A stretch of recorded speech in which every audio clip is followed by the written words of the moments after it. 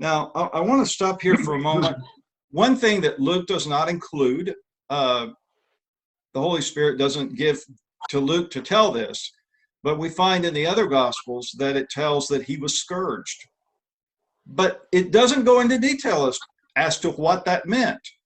Probably because the people in that day who read it knew what it meant, but we don't know. We just think he was whipped in some way.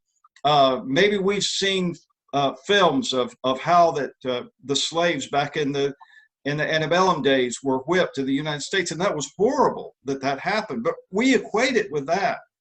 But I'd like to share with you a few things about that. It was far worse than we could have imagined.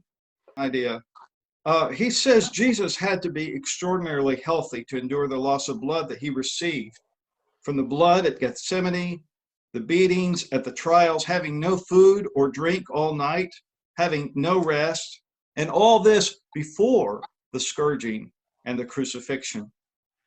Most of the time, he said scourgings themselves often led to death before they ever got to the cross.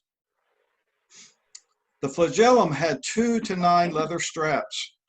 They had a metal ball about 1 inch from the end of the strap and another metal ball about 1 foot from the end of that strap. The individual was stripped of all clothing, often suspended from a ceiling where the victim could barely be on tiptoes. The victim was unable to move either forward or backwards to avoid blows. He was totally helpless.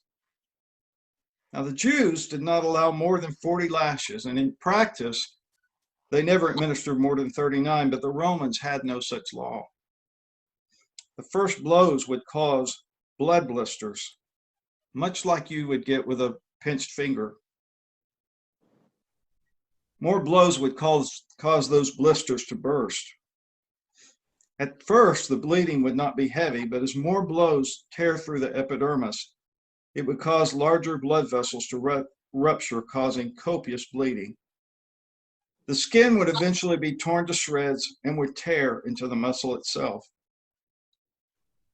Now, I also did some research on the Shroud of Turin website, and I understand not everybody believes that is authentic. I do, from what I've read, but they've done some research on the man that is on the Shroud of Turin. And I'm not going to go into all this because we don't have time.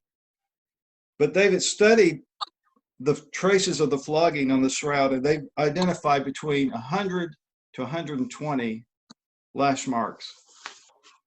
Now, 120 lash marks was about twice what the ancient writers thought was survivable.